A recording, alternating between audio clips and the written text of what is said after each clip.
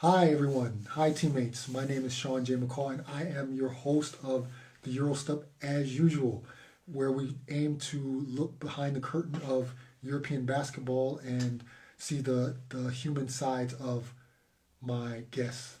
Um, Before we begin, I'd like to remind you to hit the comment part down there if you've got a question, or you can hit the question mark with the speech bubble around it, and I'll try to get your question in as the interview goes on.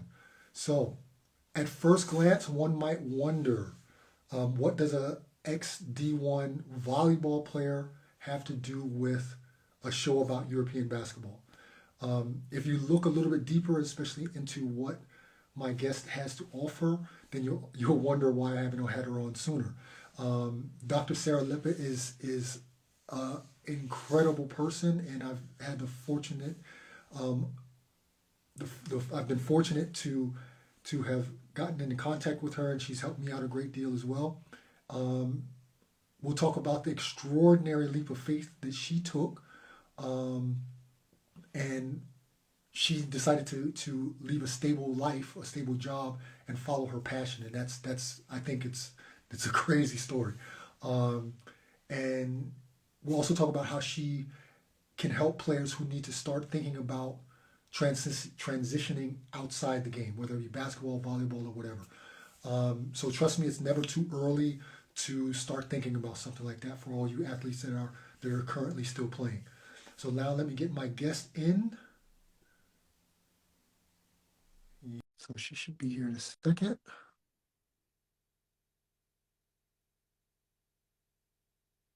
Push the right button. Yep, there we go. Hey, There we Sean. go. How you doing, Sarah? I'm doing great. How about you? I'm good. I'm Yeah. good. I know So it's let me. nighttime for you. It's almost noon for me. Yeah. So you're on the West Coast, so yeah, gotta love time differences. Exactly. Okay, so this is the part of the conversation where I like to say how I know my guests, and um, it's another example of social media working for the good. hmm And I think I noticed you on someone else's page and checked you out and thought what you were doing was very admirable and a good thing. And so I started following you. And as of course, as time goes on, I hit you up a couple of times. I asked you a couple of questions, and you were always gracious with your time. And even I asked you questions about how you were doing something on Instagram, and you were always Yeah, very gracious with your explanations, and I appreciated that. I've also been on your podcast you um, sure have. a, You. a That was a couple great months ago. episode too. Yeah, and so of course I had to run it back on mine as well because I think what you do is very good and admirable, and it's something that all athletes, whether they play basketball, volleyball, tennis, soccer, whatever, that they need to have in their mind as they're still playing. So, yeah, that's the story about how we met. And so we'll get right into it. Thank you anyway for coming on tonight and taking time out of your schedule for being here. Yeah, Absolutely. so this is how it'll go. So basically, I'll ask you questions about your athletic career, and then we'll go on deeper into what you do for a living and how that impacts people's lives. Sure. Sounds great. Okay? All right. So first, I want to know what your college time as a volleyball player was like. Ex of course, I know how it was like as a basketball athlete, but how was it as a volleyball athlete? Yeah, so and I was very fortunate to be on a full ride scholarship to Cal State Fullerton. I was there a little bit longer than I had expected because I blew out my knee my freshman year. So I was a super senior. By the time I was finished, it was such a great experience playing at such a high caliber level. I was in the Big West Conference, which for the volleyball world is very competitive.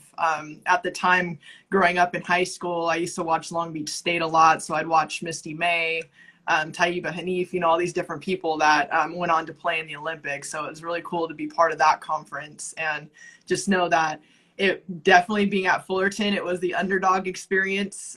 Going in, they were number 10 in the conference. By the time I finished as a senior, we finished fifth in the conference. And then 2 years later, Fullerton went on to win the Big West Championship. So I knew So you going started in, you started it off. I started that momentum. So going into it, I knew like I was being very heavily recruited to a lot of universities. I was fortunate for that, but I didn't want to go to a place where I knew it was going to be, oh, great, you know, like we're going to get a championship. Like I've always had that underdog mentality, and I wanted to be part of something that was, you know, greater or bigger than me. And even if I wasn't going to get the ring, you know, by the time I was a senior, just knowing that I was part of that building process with the team. So yeah, it was great experience. I didn't go on to play professional just because I had a back injury my senior year. So it was kind of one of those things where I was like, okay, I need to just push through and get through the rest of my senior season and then kind of be done with it by then. But I played 14 years altogether competitively. So it was one of those love-hate relationships by the end. You know, I felt like I had enough time with it, although I would like to have played more. My body at the time wasn't letting me go any further. I mean, you say your body kind of wasn't letting you go further. How were you disappointed at that fact that you felt like, okay, to try to go professionally or to try to play volleyball professionally, whether it be on the sand or on a hard court? Did you were you disappointed in the fact that maybe after all those years your body kind of let you down? You know, I don't know if I was disappointed, only in the sense that I think in the volleyball world it's a little bit different, especially than like basketball and different things, because there's more opportunities, of course, for volleyball overseas than there are here in the United States. So Okay. it was kind of one of those things where I knew I didn't want to go play in Europe. Like if there were any opportunities for me, it was going to be beach volleyball. And I think it wasn't until later on when I was like, man, I wish I had like just a little bit more time to explore it. And even now, seeing beach volleyball be part of the collegiate experience, I was just like, oh my God, if you know, if beach volleyball was a thing when I was playing, like I would have been all over it, because I absolutely love playing on the beach. Of And course, it's good that's for a your joints. exactly that's what I was going to say. Of course, it's easier on your body to play in the Right. sand, right? Right, exactly. So that's how I'm still able to play these days. How often do you get to play now?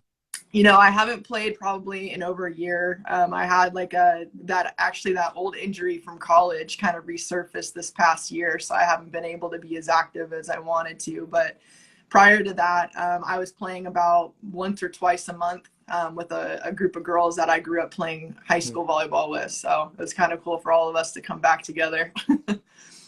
Um, what do you miss the most from playing volleyball?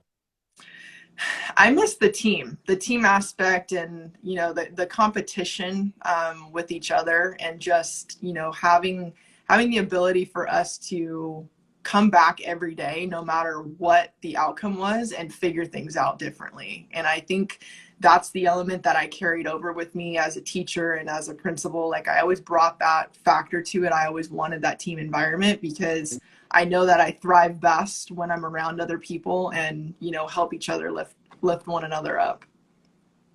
Going back to college, did college life prepare you for what you're doing now, or were you headed in a totally different? I mean, I know the answer to this, but were you headed in a totally different direction?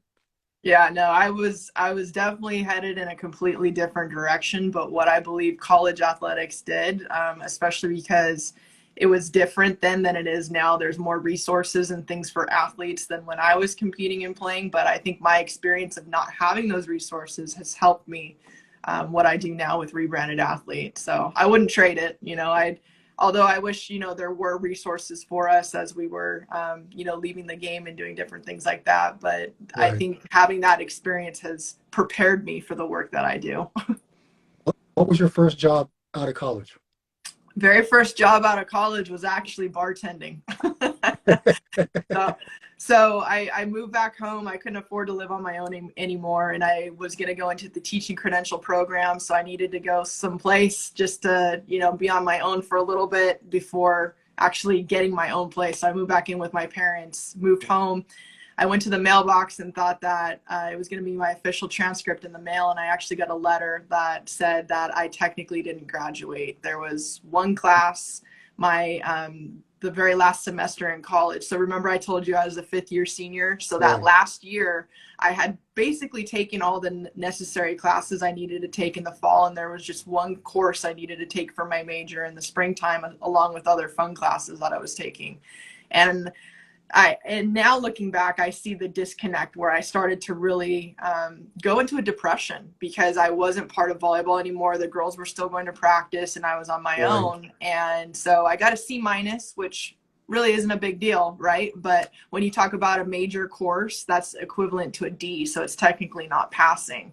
And so nobody caught it, none of my academic advisors or anything. So when I went to that mailbox and got that letter, I was devastated. And so it actually lit a fire underneath me. I had always been curious about bartending, and I still remember the conversation. I walked back home with my parents and had a conversation with them, and I just got up. I got up from the couch and I said, you know what? I'm going to go enroll in bartending school because I couldn't go to the teaching credential program. I couldn't do all these things that I wanted to do, and I needed to buy time in order to make up that class. And honestly, it was the best thing that happened to me. That job taught me so much about utilizing my skill set as an athlete, even in a setting, as that, and then just really giving me the confidence that I needed to eventually land that teaching position. And I did keep that bartending job for 10 years because they were laying off teachers left and right. And I just wanted some, financial security. But yeah, I had a great time doing it. And,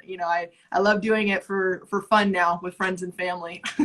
So you eventually graduate, you get your degree, and what was your first job in education? So I was a sixth grade teacher, so middle school, and that was my first job. I was a teacher for 5 years, and before that, it was really a struggle because although I had my teaching credential and I was certified to teach, there weren't any jobs because it was around 2008 when the recession was going on over here. So I was part-time teaching, substitute teaching, doing all these different things that I could just, do to make some kind of income. And in 2011, I finally got my own classroom, and I knew right away, like, I know as weird as this sounds, the first week I was in my classroom, I just had this feeling like I wasn't going to be there very long. Like I Really? wanted help already at a higher level. And I was like, okay, how can I move up to being a leader? Like, what can I do here on campus? Different things. So I eventually became a lead teacher on campus.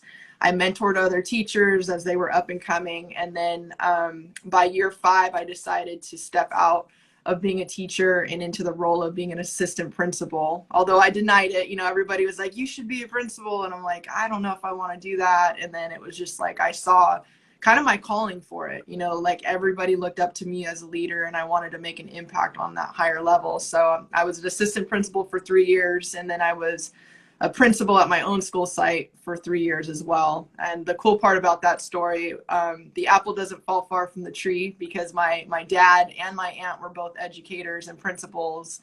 And I actually was a principal at the same school site that they were both principals at. So yeah, it's pretty So it cool really, story. really came full circle for you and your family in that sense.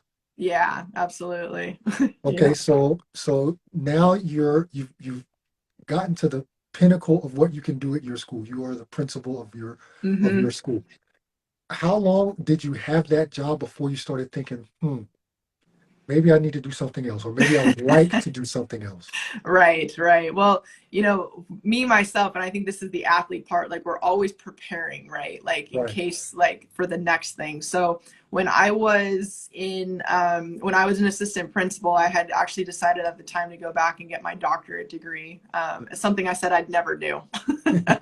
So a friend of mine, we both decided to sign up for this program. And really the reasoning behind it is because it was finally to the point in education where like everybody has a master's degree. And so if I wanted to move up, especially district level, I knew that I was going to need to have this type of certification just to, Right. Get my ducks in a row. So that's Right. really why I did it. To set myself up for that. And then, so I was, first time assistant principal, and then I was first time principal finishing up the doctorate program. It was a lot going on, but that first year that I was principal, I really enjoyed what I was doing, but I was already having this feeling like there's something else was already calling me, like at that point in time. Like I just couldn't get comfortable wherever I was at. And I was like, okay, what is it next? So it was a year and a half in to the school year, that's when COVID hit. And so that was definitely, you know, a big awakening for education in general, because we'd always done it at the school sites, and now we're having to figure it out basically from scratch, working from home, trying to figure all of that out. And it was all that time that we had when we were quarantined that I was finishing up my doctoral dissertation, and I was focusing on athletes and how they perform compared to non-athletes. And that's really what brought me back to that inner athlete in me.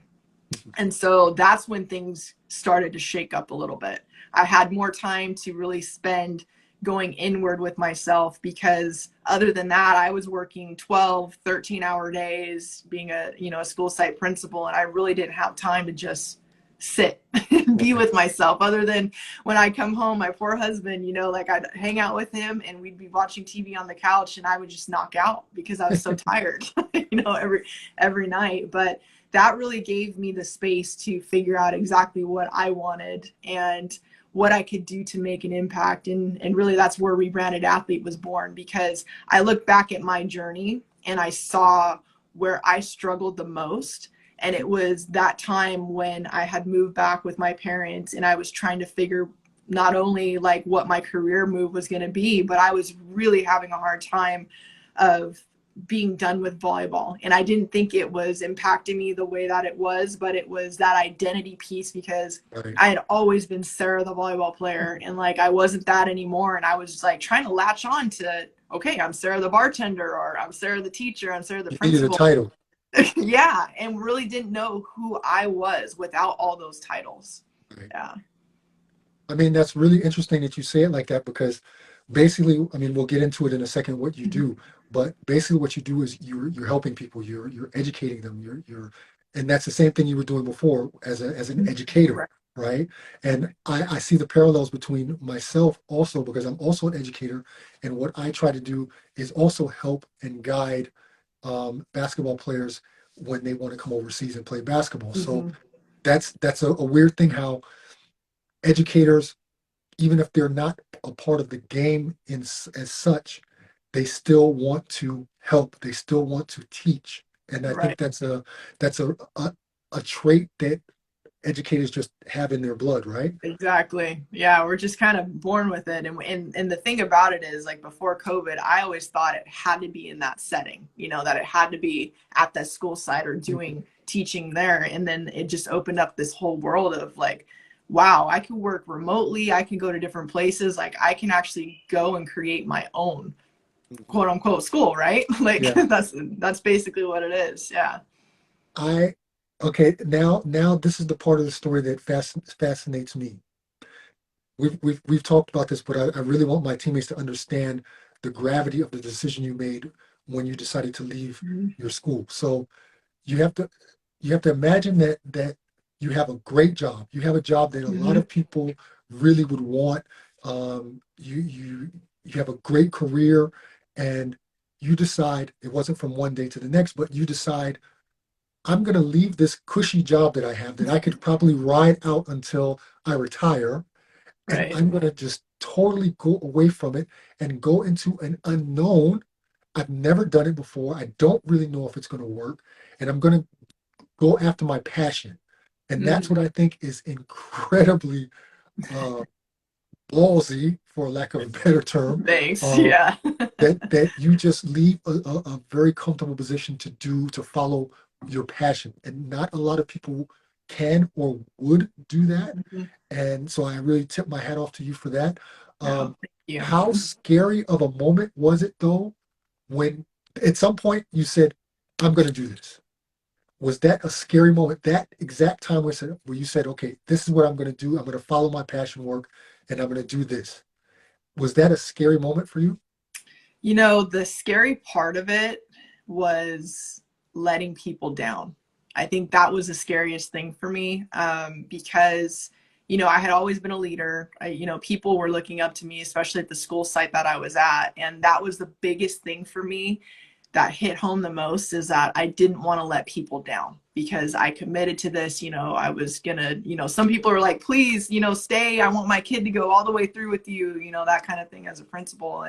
And that's what I really struggled with, was the fact that I knew I was going to disappoint a lot of people. But at the end of the day, there was something else that was calling me. And ultimately, you know, it really instills in yourself and your belief, right? So Right. yes, and a lot of people, like, you can see it as a risk, right? But I think it's also a risk to stay comfortable than it Yes. is to get uncomfortable, because I didn't want to, and especially because, you know, I'm everybody called me a very young principal, right? Like, you know, I'm gonna be 39 this year, and in the education world, like, that's like Yeah. unheard of. Punk. Yeah. I started at, you know, the age of 35, being a principal, and so I still had a lot of years, you know, because I was late starting the game. I didn't start the career game right out of the gate because of the setbacks that I had. So I really took a look too at, like, what was my vision and what did I want to see for my life, you know? And I just thought, I don't know if I could still continue to be a principal for like the next 25 years, you know, like, that's just me. Like, I can't stay in one place and just do the same thing. Like, I want to continue to grow. And that's why, like, going back to even the doctorate degree, like, why I was trying to better myself so that I could open up other opportunities. And how I looked at it, really, at the end of the day, it's like, I'm now taking a bet on myself. And Right. I would A much huge rather bet. bet on myself. Right. Exactly. Huge bet on myself, because, you know, I know that I'm going to show up, I'm going to be committed, and I'm going to do whatever it takes and pivot and do whatever is needed, you know, to make the right decisions and choices. And ultimately, it was the athlete that was driving me to do this. I was like, there are so many athletes out there, and I saw it as a principal. I saw the other principals and administrators that were athletes and how their schools were performing, and they were outshining other schools that weren't. And I was like, okay, we really need to hone in on this, because there are so many athletes who, after they leave the game, the you know, the statistics are out there for alcoholism, drug abuse, suicide rates. We're seeing it now even in the collegiate world during Right. competition, Right. right? So there is such a calling right now to help athletes get where they need to be in the world, because, like, this is my thing. What I believe if we get athletes in the right place doing exactly what they love to do, athletes have the ability to change the world. They are the game changer. They come with the full package, Built in. of skill set, determination. You have the mindset, the drive, everything to, you know, make this world a better place. Yeah. Can you, or before I get to that question, did you ever feel like, okay, if this doesn't work out, I've got my doctorate, I can always go back to education? Or were you like all in? No, you know what? That's a great question. I've been all in, and yes, I think in the very, very back of my mind, like, because I always have a plan B, you know, like, whatever's going to happen. And obviously with this whole thing, and my biggest, you know, a piece of advice to people who are even thinking about changing careers, like, you need to have a plan. You need to have some sort of thing. Like, you hear some success stories of people who just, like, the next day decided to, you know, quit their job, and, you know, now they live this luxurious life, and it's Right. not all sunshine and roses. Right. You know, you have to have that plan. But yeah, I mean, it's there if I ever want to go back to it. Right now, I don't foresee that, because there's so much that I want to do, you know, not only with Rebranded Athlete, but other opportunities. And I think that's the biggest thing that I didn't expect out of this is, like, yes, I knew Rebranded Athlete would be the thing, and so many other opportunities have now opened up as well too. And I look back and I'm like, man, if I would have just stayed in the office and continued to do, you know, the day in and day out same thing, I wouldn't have had so much growth like I've had in Right. the last year exploring all this stuff. Yeah. So you spoke about it before. Can you walk us through a little bit your plan? Because I'm sure you planned it out meticulously before you took that leap of faith, right? Yeah. Um, can you walk us through what it was like for you to plan that, and how did you try to ensure that this would be a success? Yeah, so I actually did a lot of journaling, and I did a lot of meditation when these thoughts were actually starting to come up, because I was like, okay, is this just my emotions of, you know, the job and the situation and everything that's going right now, or is this something that I really do want to pursue? So I started there. I also started having deep conversations with my husband. So I think it's important too, the people who are within your inner Right. circle, people who you can really trust to have these kind of confidential conversations. Because obviously, especially for me, if word got out that I was even thinking of leaving, like everything was gonna explode. So first of all, having those conversations and then thinking about, okay, like what could I do and set myself up to be successful? So obviously money is a factor. So I wanted to have my finances in a row. I also wanted to have some goals in place because I could have also just, said, oh, I'm going to start this new business and then, go off and go on vacation and do all kinds of stuff. But also setting myself up to have a plan, like what are the things I want to accomplish within the first year of my business, and then from there like reanalyzing, just like we do even as educators, right? And what I would do every year, like around this time of year, reflect what things went well, what things could we improve on, and go from there. But I think having a plan of not only like making sure that you're financially sound, but my part of my plan too was how I was going to let people know. And for me, it was very important to have conversations with people, and it was difficult because we were still like not everybody was at the school site and this and that, and as Because of soon COVID. as right. And so for me, timing was everything, and I wanted to make sure that the people in my whole community had heard it from me and didn't hear it through the grapevine, because that's hard too, because if there's somebody that they think they're very close to you, or that they're one of your allies or whatever, and they haven't heard it from you and they hear it through the news, that doesn't end well Not too. cool. So I wanted to make sure I was very transparent with everybody, and especially the kids. I wanted them to know that I was going on to pursue a dream. And actually a lot of the kids were pretty inspired by that. They had written me some letters and things before I left, and they were pretty proud of me for going after it, and they wanted to be like me, when they grew up. So it was pretty neat. When you maybe first started talking to your husband about it, did you ever have the feeling that he gave you the side eye, like, you want to do what? You want to quit your job? We No, got bills to because pay. Like, you know what are you what? doing? No, he's been so supportive of me through this whole process, and I think for him too, like he finally saw like how much the job too was also, I don't want to say wearing me down, but it was really like the commitment was so high to it that I didn't feel like I was fully living my life either. So it was one of those things where I was like, okay, but no, and he's been super supportive of it, and it's great to have a support system. And I think that's, if you don't have a significant other, make sure that you have people in your corner Right. who are going to help support you through the process, and also tell you if you're off your rocker. If you're doing something crazy, like people need to be able to call you out on it. I've got a pretty cool support system, and I've got a couple of friends that I call the inner circle. Actually, Mm. it's not a circle, it's more like a triangle because it's only three of us. And Nice. Triad. and I throw all kind of stuff at them, and what I'm really thankful for is that these are people who are not yes men, and they Mhm. tell me like, Sean, that's not dope. That's not sounding too good.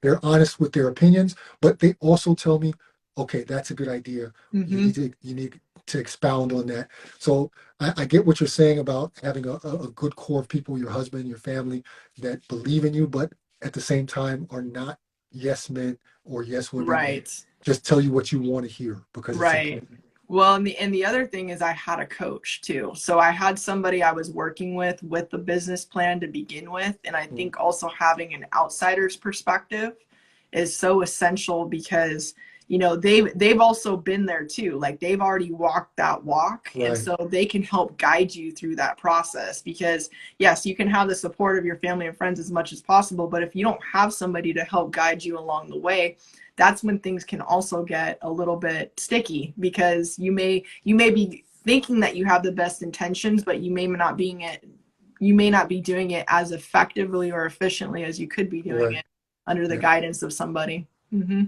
Um, Okay, we've kind of danced around it, but can you tell my teammates, my viewers, what it is that exactly you do with the rebranded athlete, and kind of big yourself up and tell the people what they can expect from your services. Yeah, so this is definitely something that wasn't out there when I finished sports, and I didn't even know this existed until a few years ago. But I'm an athlete transition coach, so I do just that. I help athletes who are transitioning out of sport, typically collegiate athletes, also professional athletes.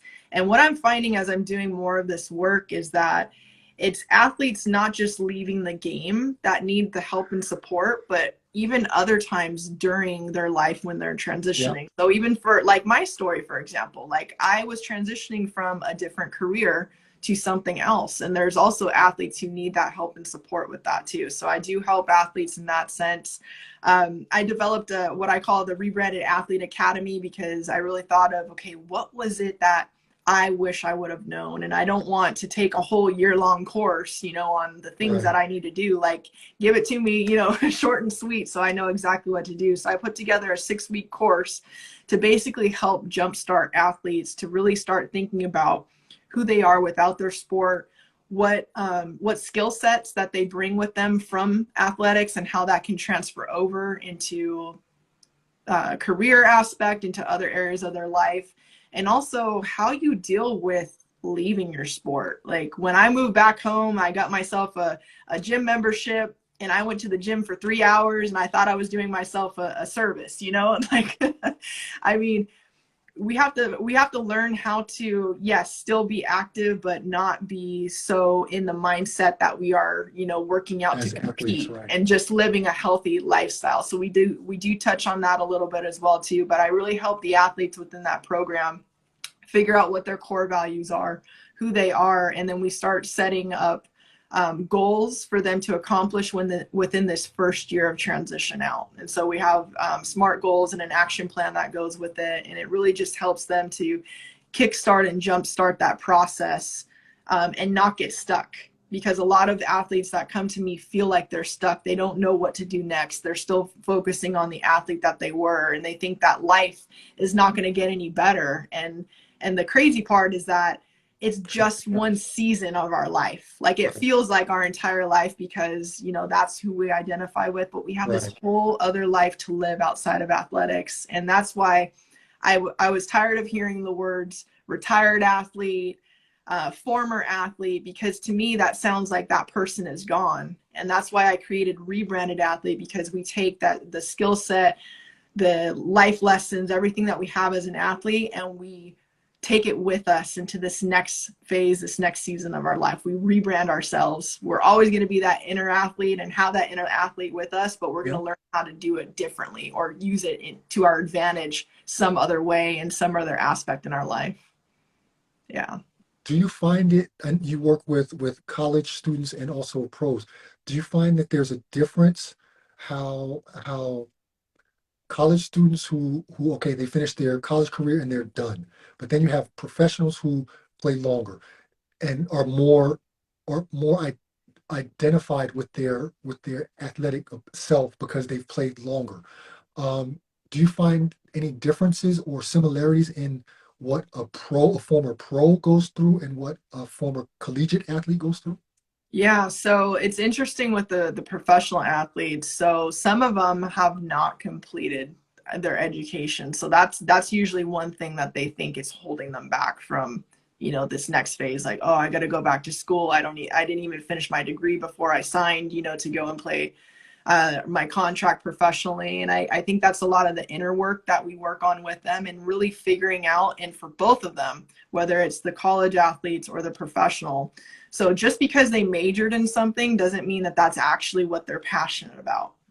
Because there are some athletes who, and I'm just gonna put it out there, they majored in eligibility. They just Yeah. they picked whatever major it was, and they decided to just, that's gonna be the thing that's gonna give me the most playing time, and I don't have to think about school, and I'll figure it Right. out later. And so later on, they don't really know what they want to do, and some of the athletes get stuck in these jobs that they get promoted right away because they got the skill set, they got the drive, this and that, but then they find that it's not really what they're passionate about and what they really want to do with themselves. And so that's the similarity I see at both levels, just because they haven't spent that time to really get to know who they are without their sport. So we work on that a lot. And then just because, even for me, right? So I majored in education. I thought in my mind, I always had to stay at an institution and do that type of thing. And so it also takes exploring other avenues and opportunities and knowing like, hey, I've got this academic skill set and I have this athletic skill set that's like an added bonus. I can now, go in this direction and pursue this, which allows me to utilize those skills in a non-traditional way. So that's kind of what we do, is like open up that to get their minds to start, thinking differently about what they can do in this next season, and be as excited about it as they were stepping on the court, jumping in the pool, like wherever they were at. I want them to be as excited about what they do next in this next phase. So that's what we work on a lot with the Rebranded Athlete Academy. I mean, okay, you also do podcasting and you find time to write books. You Yes. authored your own book, and you've co-authored a second book. Was it important for you, especially with the first book, which was your thing? Was it important? How important was it for you to actually write down what was going on in your head so you could give it out to others? Yeah, and it's funny because when you think I'm too busy doing things, this is when I find time to do these types of things. So I wrote this book when I was a principal. It was right before COVID that I had started to pursue this and started to write it. And really it was important to me because I didn't want to create a big thick book that, another college student was like, oh, I'm not going to read this thing. Like, yeah, my book is very short and simple. In fact, you could probably finish it in an evening if you really wanted to. Although I don't suggest it because there's, interactive stuff in there for you to do. But I wanted to create something that I wish I would have had during that time, so that I could hear another voice saying, I have been where you are at right now, and this is what you could focus on to get to where you need to be next. So that's what was really important for me with the solo book.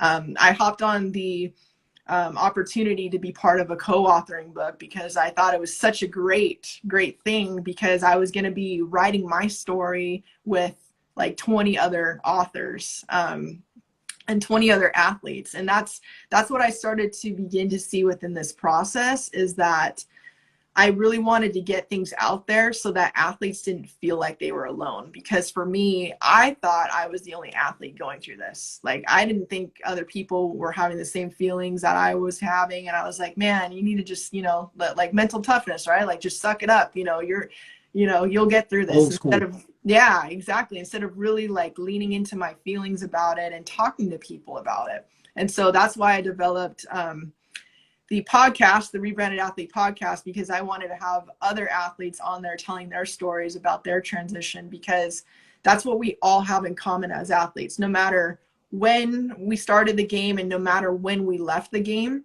every single athlete at some point in time is going to have to walk away and going to have to pivot away from the game. And so it's important for us to have that commonality. And I think the best part about it is, even though we all transition, we all have just a little bit different of a story, of how we dealt with that transition and what we did. And so by having more people on there having those stories, I think athletes can relate to it more and see like, man, look, they went through the same thing I did, and look how successful they are, having those stories to model after and go forward with.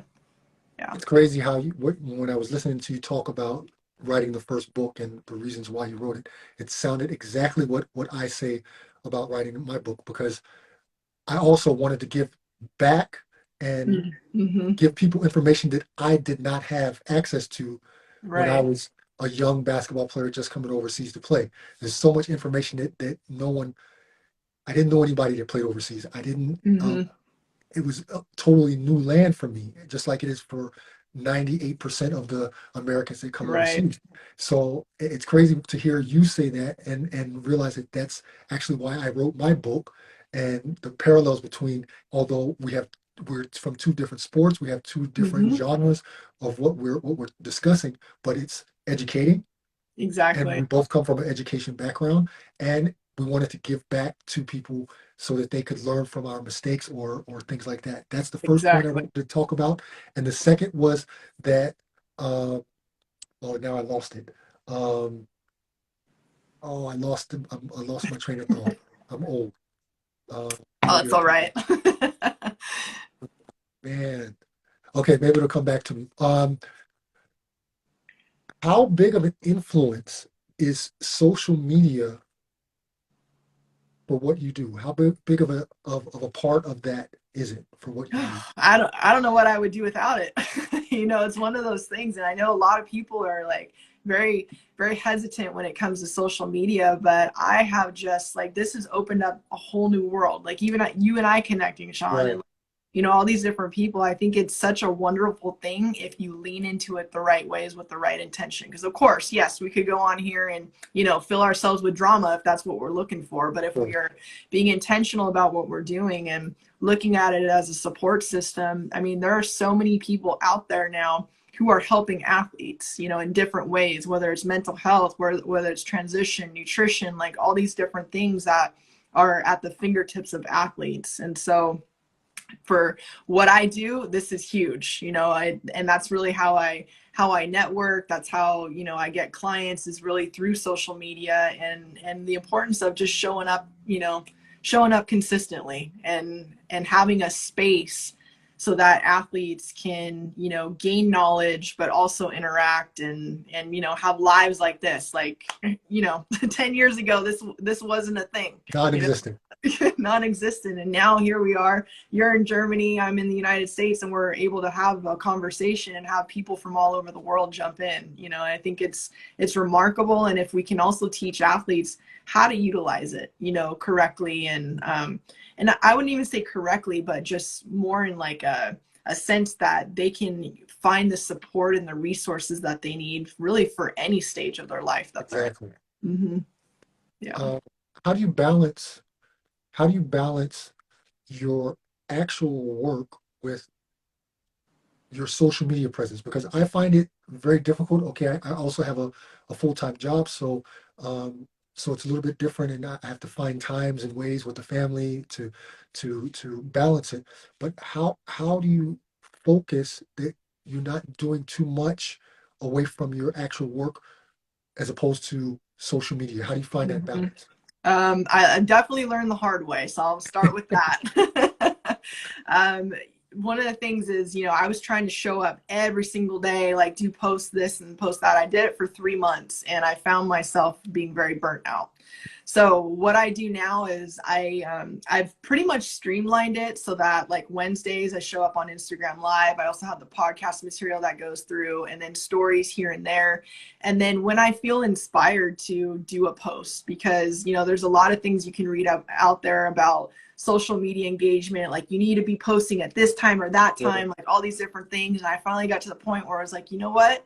When it comes to me, I'll put it out there and just have those conversations. And so what I found that's beneficial is actually like carving out a day each week. And it doesn't have to be a full day. It could be just a couple of hours that I'm sitting down and I'm brainstorming content, and I'm getting it ready so that it's not every single day. I'm like, man, I got to like create something today and then get it out there. And the great part too is there's a lot of tools to help automate. There's things called Right. Later and Planoly. I don't know if you've heard of those Right. before, but Yeah. those are definitely great tools to use as well, where the posts go out automatically and you're not having to think about all this stuff all the time. And then ask for help. That's the thing I think Like I I did did for with a you. long yeah, exactly. A long time for me too is like, man, I'm trying to do all this stuff myself. Like if I have a question, reach out to somebody. And I was fortunate enough to hire one of my friends to be my virtual assistant to help out with the podcast, because what people see is just the episode, but they don't see like the recording aspect, getting Right. everything scheduled, and then Editing. editing. Like, yeah, it's a whole long process. So finally being able to get to the point where I could hire a team member to help out with that has been awesome. And I think that would be my number one piece of like recommendation for people starting up their businesses. Don't wait to get help or to hire somebody. If you can spend more time doing like the CEO tasks, or like when Right. I'm able to be in that zone of being, the CEO of Rebranded Athlete, it allows the business to move forward more. And that's with any business that you have. Yeah. Exactly. Hmm. Um, I wish I remembered what that was that I wanted to ask you. It'll come to you afterwards. I know, right when we click off, it'll be like, whoa. Um, what piece of advice? I'm sure that there's more than one piece of advice, but is there a piece of advice that you find yourself saying to the athletes that you work with, the people that you work with, that you find yourself saying over and over again when it comes to preparing themselves for life after their career? I don't know, it could be like how when you should start thinking about it, or is there one piece of advice that you say over and over again that you actually can't believe people don't think of naturally?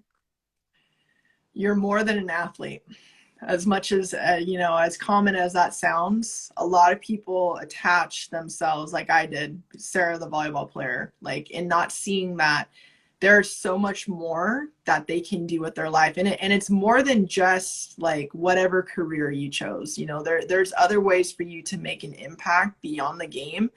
And just knowing that it doesn't stop just when that whistle ends. When the final whistle blows, that doesn't mean that that part of you is gone. Like, learn how to take it with you. And I think this is where athletes get stuck, is they don't know how these skills transfer over. They go out of the game thinking they have zero work experience. Like, maybe they've worked like a month or two over the summertime, Right. in between Yeah. seasons or whatever. And they're like, well, I don't have job experience. Like, yes, you do. Like, you are a captain for 8 years. Like, that Right. is, if that's not leadership, I don't know what is. So like, you need to hone in on that type of stuff, and being able to be confident when they go and apply for jobs, or go to this next thing, and not feel like they are starting from scratch. And I think even for myself, like, I moved back home and I saw, like, my high school friends and people, like, they were already into their careers. They were getting into the master's program. Some of them were buying homes already and having kids. And I was just like, whoa, like, And you were I, bartending.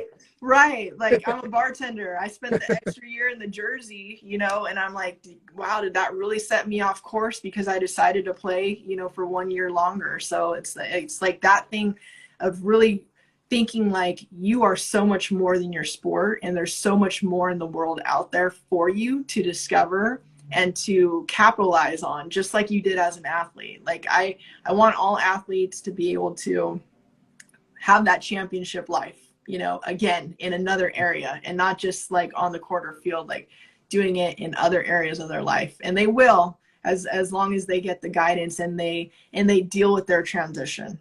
Yeah. And I think that's a big piece too, because a lot of times we want to just brush it under the rug and pretend like, this hard time isn't happening, instead of really feeling into it, because the transition is very similar to the grieving process. Like, if you have Yes, it somebody is. close to you who has passed away, like, if you don't deal with it, it will show up in other areas of your life later on. And it may, hold you back from really getting to where you need to be, because you haven't dealt with that loss. Same thing with our sports. I know Mm-hmm. what I wanted to say now. It came back to me right now. All right.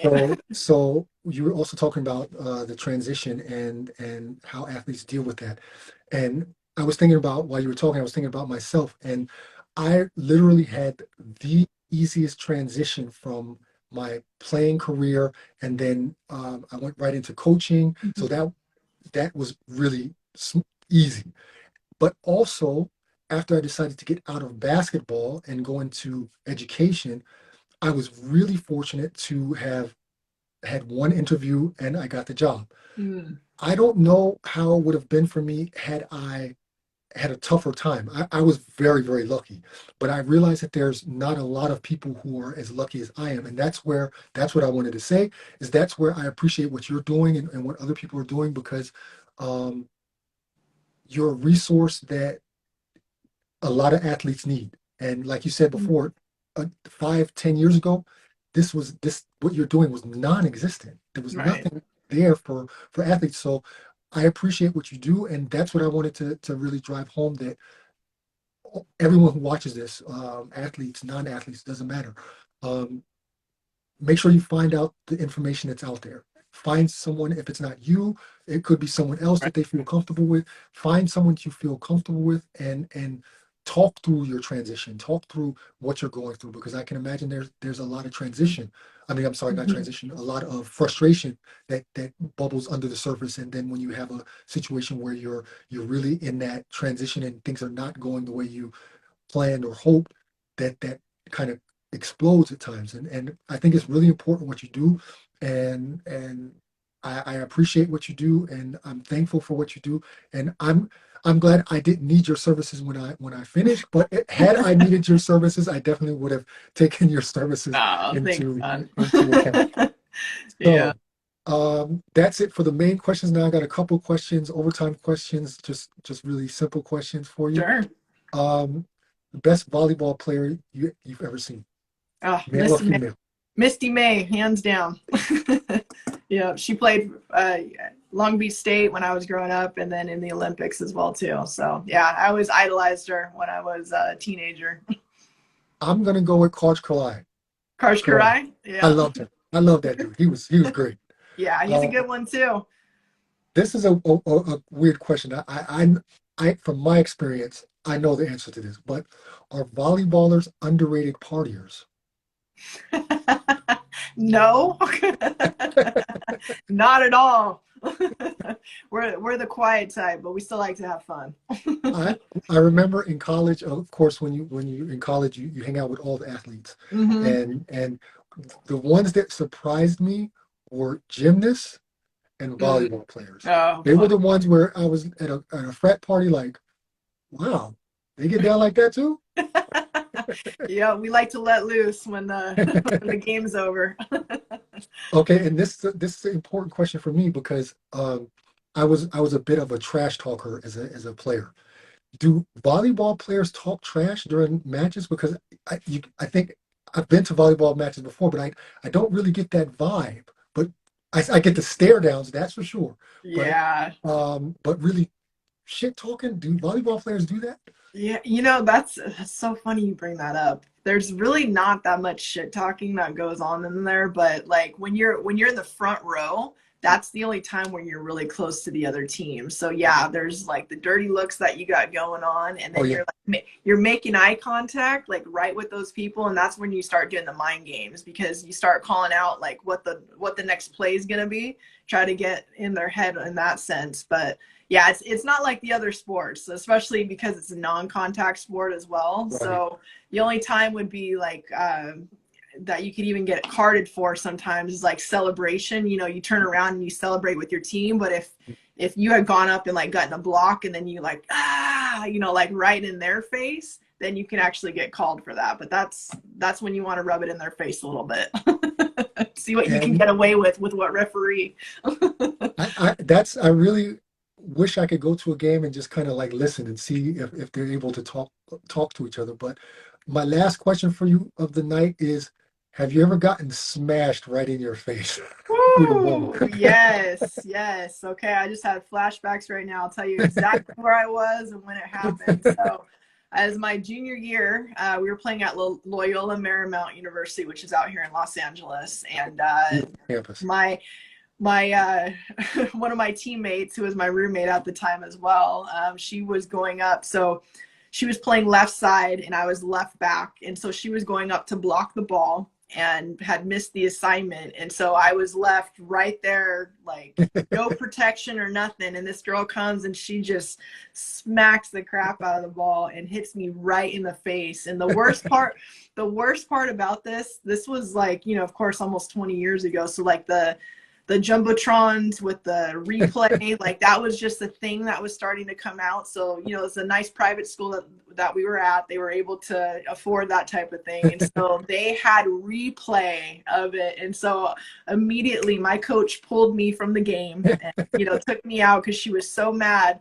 And I'm standing there on the sidelines, and you hear the announcer and he's like, "Oh my." It was like slow motion. They did it like 5 times.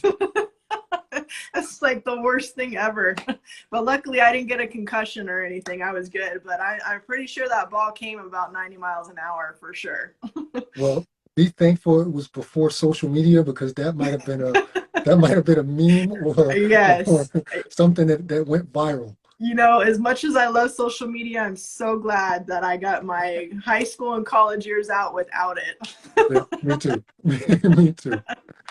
Okay, so Sarah, Dr. Sarah Lepe. Yes. Yep. So You're right on thank the you money. for coming on. I really appreciate you taking your time out Oh, my pleasure. and informing my viewers about what you do and the services you provide. And we'll be in contact anyway. But like I said before, I really appreciate what you do for the community, for the athlete community, and I, for one, am glad you took the leap of faith, gave up a cushy job, and decided to go a totally different direction because that's just an insane story. Oh, Uh, thank you. and yeah, I wish you nothing but success with what you're doing and all the ventures that you decide to do. If you write more books or whatever, I wish you the utmost respect and success. Oh, thank you so much, Sean. I'm so glad our paths have crossed, and Yes, it's been a blast. And thanks so much for having me on today. And likewise, let me know what I can do to help continuing to support you and the community. And this is a great platform you have too. So keep up the great work. thank you. So you get on up out of here. I'll say goodbye to the All viewers. right, I'll catch you later. Bye Bye bye. bye. So, teammates, thank you for watching. I hope you got some valuable information, especially those of you that are still playing. And just remember that it's never too early to start thinking about what's next. And so, luckily, there are people like Sarah who are able to help athletes, especially, and specialize in athletes and kind of understand what we go through and the feelings that we have when we transition out of our sport. Um, so I'll be sure to post all her information in the description on YouTube tomorrow when I post the interview total. And please reach out to her and take some advice, or if you know someone that's transitioning out of the game, pass along the information. As usual, my mission is to provide information to, yeah, give quality information to everyone that is around European basketball, but just like tonight, had nothing to do with basketball in that sense, but this was a former athlete who knows what we go through as athletes and is trying to help. And that's what my main goal is with this platform. So that's it for tonight. I wish everybody a safe evening wherever you are, whatever you're doing. I hope to see you next time. Next week, I'll have another great guest lined up, but more on that another time. Yeah. And have a good evening. Be safe. Old head out.